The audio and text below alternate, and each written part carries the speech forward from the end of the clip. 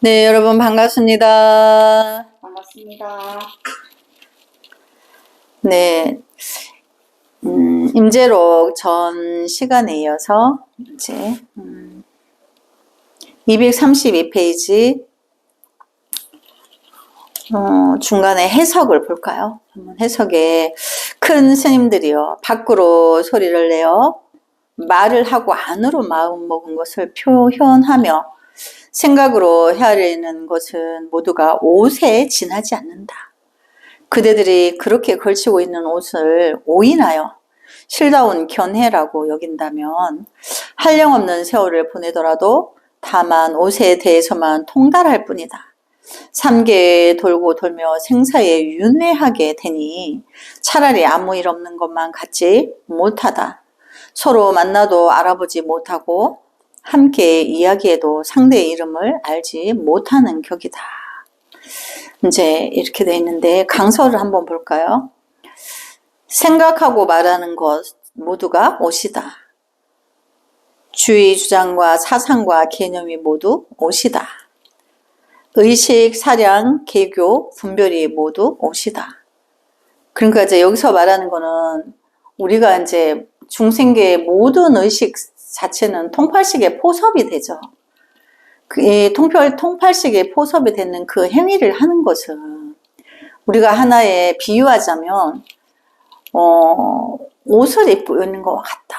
그러니까 이제 중생세계에 가장 학식이 높으면 뭐가 되죠? 박사가 되죠. 그 하나의 이제 옷인 거죠.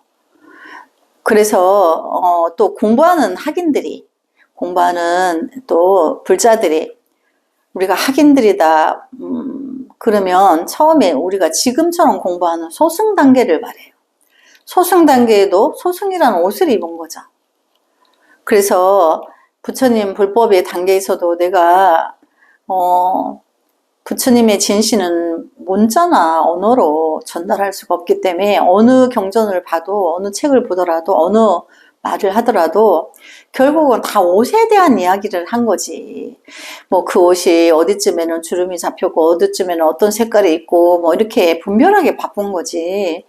진신, 본체는 말할 수 없기 때문에 언어나 문자로 표기할 수도 없고 말할 수 없기 때문에 결국은 스님이 뭐 이렇게 경전을 한가득 가지고 있어도 다 소용없는 거죠. 다 이제 옷에 불과한 거죠. 그래서 이제 의식, 이제 내가 분별하는 작용을 하죠. 사량, 다 생각으로 이제 헤아려 보는 거를 사량이라고 그래요. 또 헤아리고 또 헤아리고 거기다가 또 개교, 분별이 모두 옷이다. 사람들의 의식 세계에서 펼쳐지는 모든 것이 옷이다.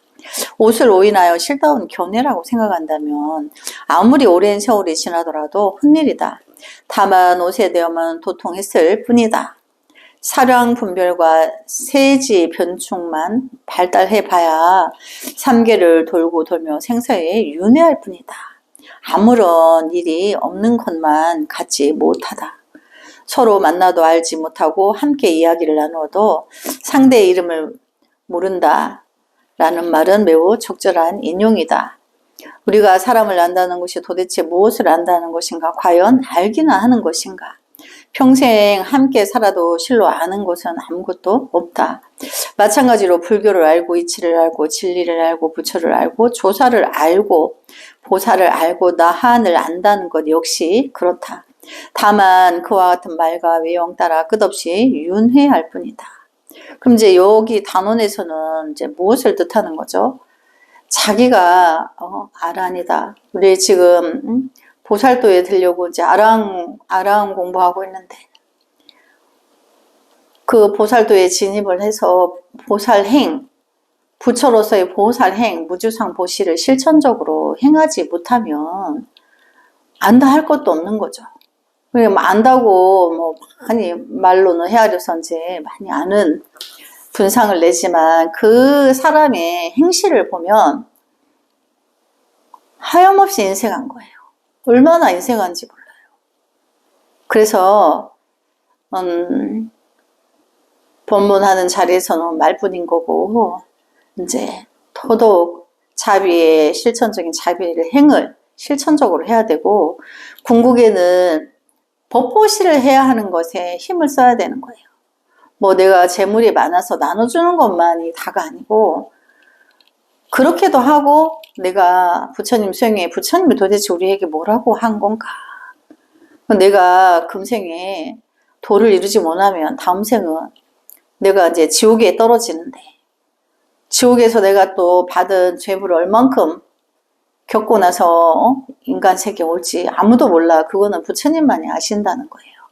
그래서 금생에 우리가 뭐 재앙이 오고 뭐 어떤 고통이 있고 하더라도,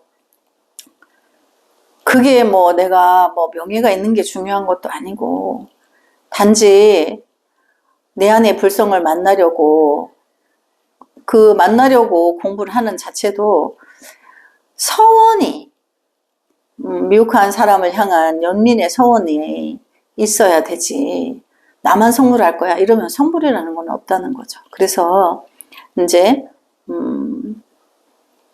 법공양을 해야 되는 거예요. 그때는 이제 부처님 전에 많은 이들이 모르는 거를 깨우쳐주고, 그들과 함께 성불하려는, 또 지옥이 빌 때까지 성불하지 않겠다는 지장보살님의 서원은 어마어마하게 대자대비한 거죠. 그래서 우리가 대문 밖에 저승이고 지옥인데, 그러면 내가 위승에 남아있는 날이 수명이 얼마 없어요. 대선종이 이제 뭐 인간 100년 중에 이제 반 살았는데, 이제 뭐 10년은 금방 지나가고 5번의 10년도 금방 지나가.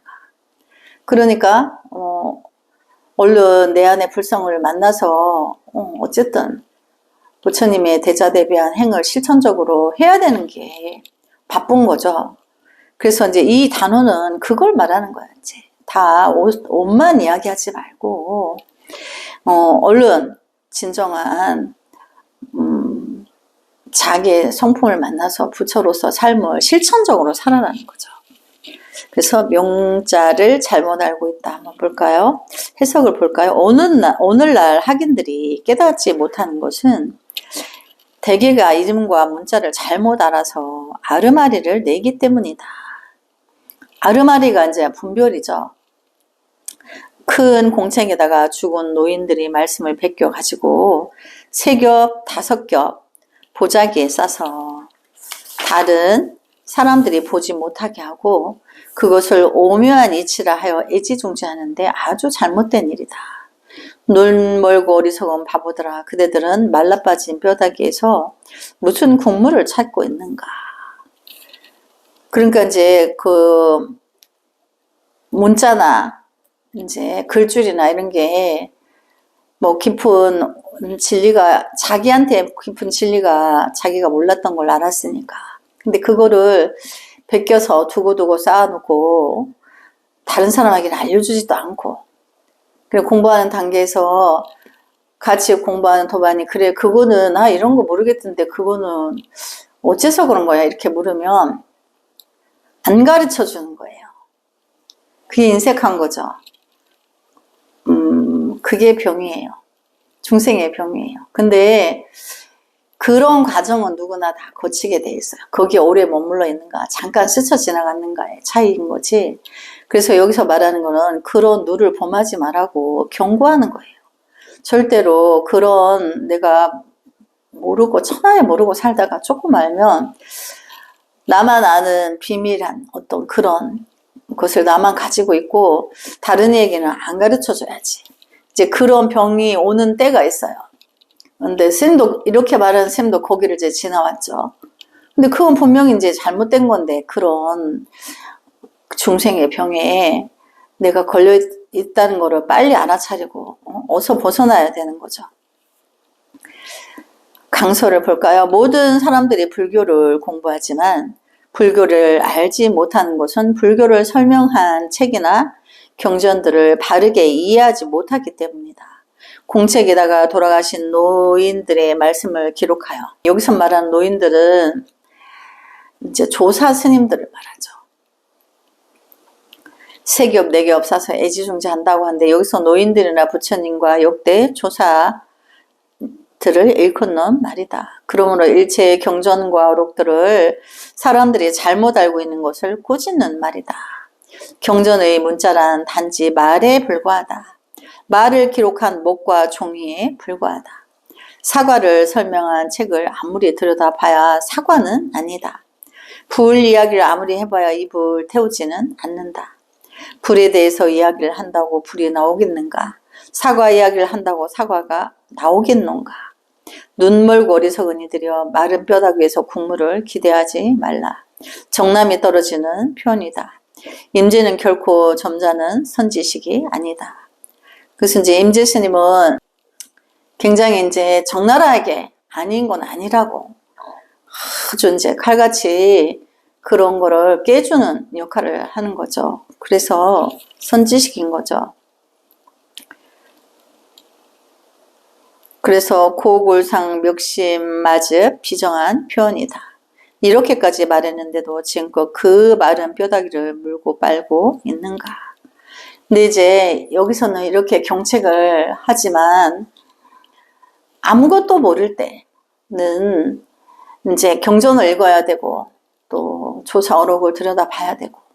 근데 그렇게 하다가 보면 내가 아주 이제 학식이 참 밑바닥에 있다가 조금씩 이해도가 높아지고 공부가 차오르면서 자기 환희심에서 이제 충분히 그럴 수 있어요. 그게 나빠서 그런 게 아니에요. 그래서 이제 그러다 보면 그곳에 그런 것들이 너무나 주옥 같고 너무나 좋아서 그렇게 할 수 있다는 거죠. 우리 저 시인 누구라 그랬죠? 유명한 시인. 그렇죠. 소동파. 아, 스님 소동파가 아니에요. 지금 파자만. 그러니까 우리가 이제 소동파가 되면 안 되는 거죠. 그래서 왜 소동파 같은 그런 그 전설적인 이야기들이 왜 나왔겠어요? 중생 세계는 너무나 미혹하니까 충분히 그럴 수 있기 때문인 거죠. 그 사람이 글줄이 뛰어나다고 해도 그 미혹한 사람들을 미혹을 벗겨주기 위한 끝없는 자기 자심의 깊은 대자 대비의 행을 더 중요한 그거를 실천적으로 했어야 되는데 그냥 막 글만 썼다는 거죠. 그걸 우리가 뭐라 한다 그랬죠? 극이 앵무새라고 한다 그랬죠. 그랬어요. 앵무새가 되면 안 된다. 빨리빨리 알고 터득해서 부지런히 버리고 알고 나서는 버려야 되죠. 우리가 저기 강을 건너는데 나룻배를 타고 강을 건넜으면 그 배에서 내려서 자기 갈 길로 가야 되는데 그 배를 타고 아직도 안 내리고 있으면 안 되는 거죠. 그래서 그 다음 페이지에 해석을 한번 볼까요? 좋고 나쁜 것도 모르는 어떤 무리들이 있어서 경전을 자기 나름대로 이리저리 따져서 의미를 만들어낸다. 이것은 마치 똥덩어리를 입 속에 넣었다가 다시 뱉어서 다른 사람에게 먹여주는 것과도 같다. 또 속인들이 비밀한 말을 입에서 입으로 전하는 것과 같으니 일생을 헛되이 보내는 것이다. 그러면 나는 출가한 사람이다라고 떠벌리지만 불법에 대해서 질문을 받으면 입을 꼭 다물고 한마디도 못한다. 멍하니 쳐다보는 눈은 새까만 굴뚝 같고 입은 석가래를 건 것 같구나. 이와 같은 무리들은 미륵 부처님이 나오시더라도 다른 세계로 옮겨가서 지옥에 살면서 고통을 받을 것이다. 그러니까 부처님이 이제 진실된 지혜를 빨리빨리 터득을 해서 시간이 오래 걸리지 말고 미혹한 사람들이 얼마나 많아요. 하다못해 종교가 다른 이들도 그들도 다 구해내야 되는 거죠. 또 하물며 축생도 있죠. 그 미물들의 축생들도 언젠가는 인간의 옷을 입고 와서 불법을 공부해서 지옥이 빌 때까지 성불을 우리가 미뤄야 되는 건데 얼마나 이제 할 일이 많아요. 그래서 그렇게 애절하고 간절한 서원이 미혹한 세계를 향한 연민이 그들 다 구하겠다는 이제 서원이 있어야지 말 못하고 있으면 안 되는 거죠. 그래서 이제 강서를 볼까요? 불교를 강의하고 경전을 설하는 사람들이 꼭 들어두어야 할 말씀이다. 똥 덩어리를 입속에 넣었다가 다시 뱉어서 다른 사람에게 먹여주는 일이라는 것을 알고 하자. 꼭꼭 씹고 잘게 씹어서 세상을 향하여 냄새를 더욱 독하게 풍기면서 말이다. 불교를 강의하고 경전을 설하는 것을 업으로 살아가는 사람들이 얼마나 많은가. 굉장히 많죠. 모두가 똥을 씹는 업이다. 온 세상의 악취를 풍기는 일이다. 필자도 예외는 아니다. 이것은 좀 다른 뜻이지만 실은 불교를 이야기하는 사람들이 더욱 더 많아야 한다. 온 세상을 똥 세상으로 만들어서 모든 사람들을 악취에서 질식하도록 해야 한다. 불교의 진실은 어디 가고 터무니없이 와전된 것을 꾸짖는 말씀이다. 말을 소리내지 않고 입을 움직이는 모양만 보고 짐작하여 그 짐작한 것을 또 다른 사람에게 이 모양만 보여주고 한다. 이렇게 전하고 또 전하여 많은 사람들에게 전했을 때 그 본의가 얼마나 와전되었을까? 얼마나 헛된 일일까? 그러면서도 입만 벌리면 나는 출가하여 불교를 전문적으로 공부하는 사람이다라고 떠든다. 하지만 진정한 불교를 부르면 눈은 멍하니 초점을 잃어서 혼이 나간 사람과 같다. 입은 꼭 담은 것이 한 일자 입을 하고 있다. 비록 미륵불이 출세하더라도 불교를 깨칠 날이 없을 것이다. 그러니까 이제 불법을 만나면 이제 내가 경전을 읽고 처음에는 읽어야 되죠. 또 조사어록도 봐야 되고. 그런데 그 속에서 더 깊은 깨우침이 들어오면 그거를 실천적인 행으로 자기 수행을 또 해야 돼요. 내가 뭔가가 이제 상이 자꾸 생기는, 중생의 병은 이제 상이 자꾸 생기는데 그거를 시도 때도 없이 상이 드러나는 거를 내가 멈춰 보려 해도 그게 쉽지 않아요. 그래서 또 내가 어떻게 해서 이 업을 좀 벗을까? 내가 너무 부끄럽고 수치스러워서. 이 습이라는 것은 인지했다고 해서 바로 없어지는 게 아니에요. 또 나오고 또 나오고. 그래서 그것을 어떻게 내가 좀 이걸 업을 녹여볼까? 부처님 전에 내가 천배 만배 고행을 통해서 나의 업을 벗어야 돼요. 그러니까 그런 고행을 하지 않고 뭐 이제 선을 공부한다고 뭐 글줄이나 읽고 뭐 책만 보면 그게 공부인 줄 아는데, 일단 이제 우리가 오치에 투지라 하는 것은 나의 업을 녹이기 위해서 부처님께 참여하는 의식이에요. 그래서 참여를 끝없이 내가 끝없는 참여를 통해서 내가 그 업을 습이 되어졌던 그 업을 녹이게 되고, 어느 때부터는 그러지 않게 되고, 그러면서 내가 이제 한 발 한 발 이 부처님 진리에 이제 다가서게 되는 거죠.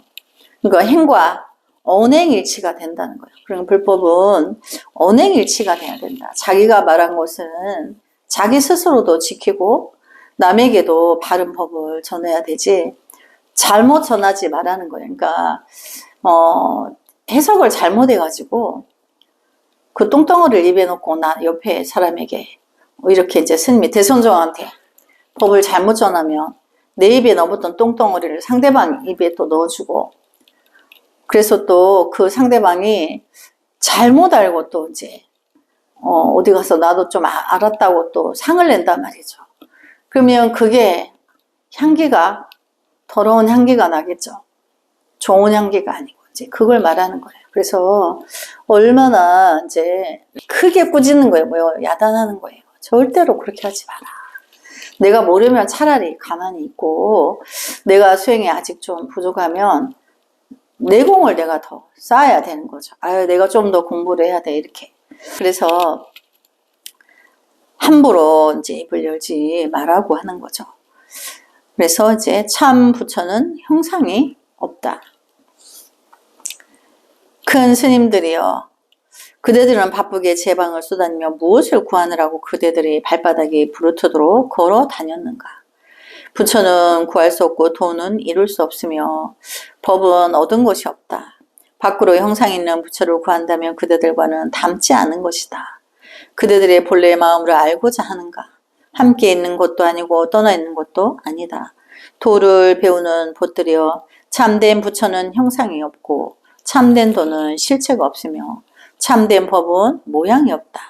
이 세 가지 법이 섞이고 융통하여 한 곳에서 화합한 것이니 이러한 이치를 알지 못하는 것을 망망업식 중생이라고 한다.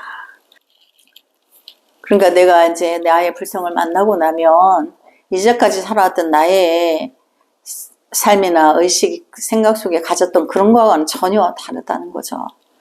당연히 전혀 다르죠. 일체 중생을 향한 나를 버린, 일체 중생을 향한 내가 희생하고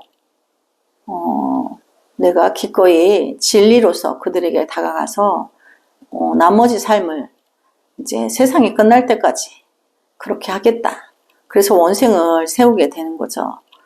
그게 대자대비하여서 그 마음의 행이 뿜어져 나오는 거예요. 근데 이제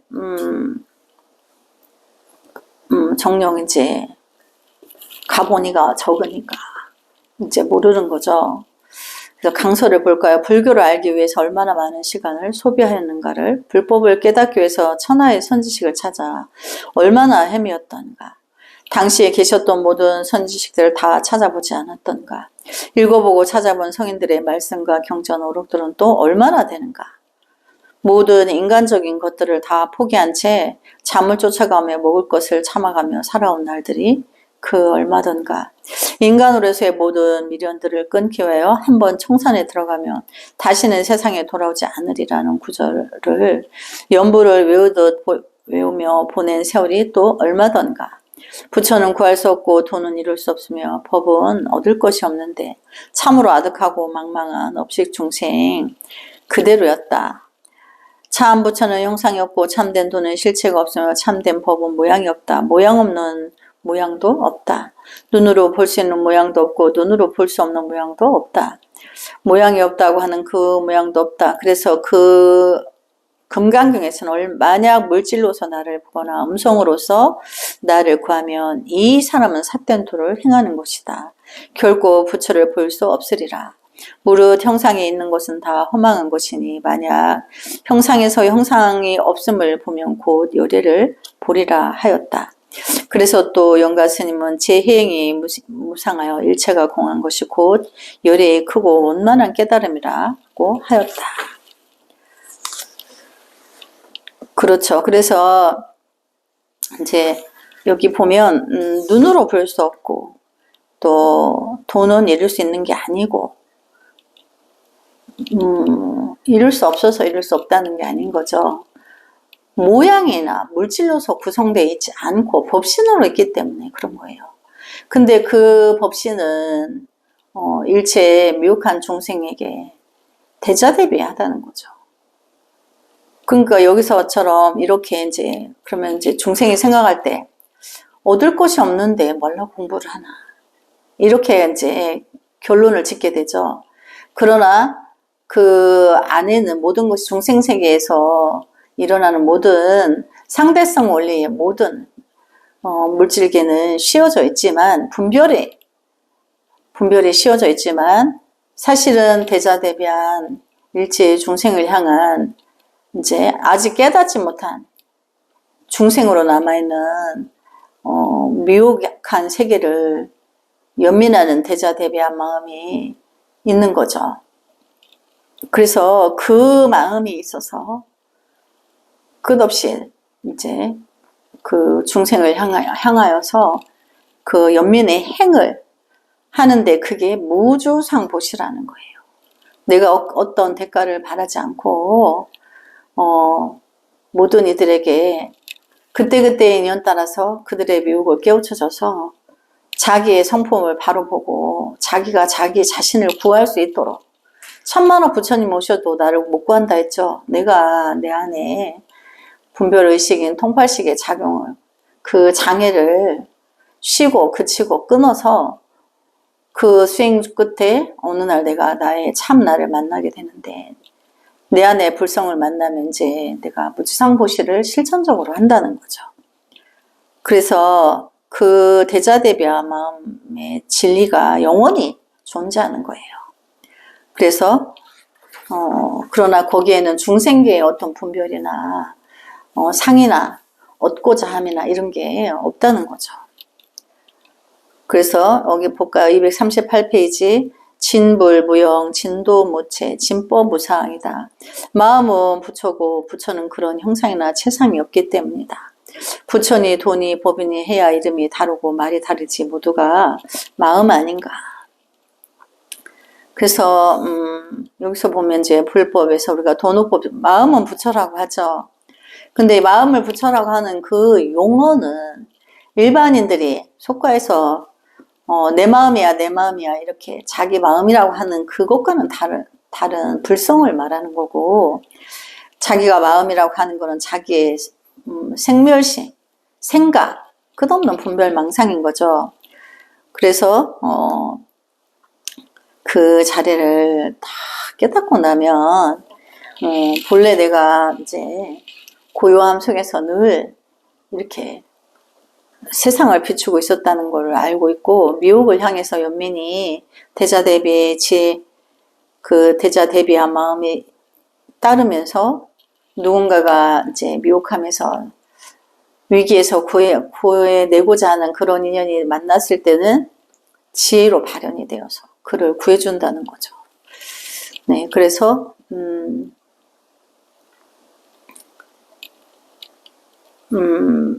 여기 보면 부처니 돈이 법인이 해야 이름이 다르고 말이 다르지 모두가 마음 아닌가. 부처라는 것도 부처의 성품이라는 걸 우리가 마음이라 한다 그랬죠. 또 그걸 또 우리가 도라고 하는 거예요. 그걸 또 진리의 법이다 하는 거고. 그래서 세 가지로 말하고 84,000가지로 말을 하지만 사실은 그 자리는 하나인 거죠. 그래서 오늘 이제 여기까지 공부하고 다음 시간에 이어서 하겠습니다. 나무 서가모니불 성불하지 않겠습니다. 성불하지 않겠습니다.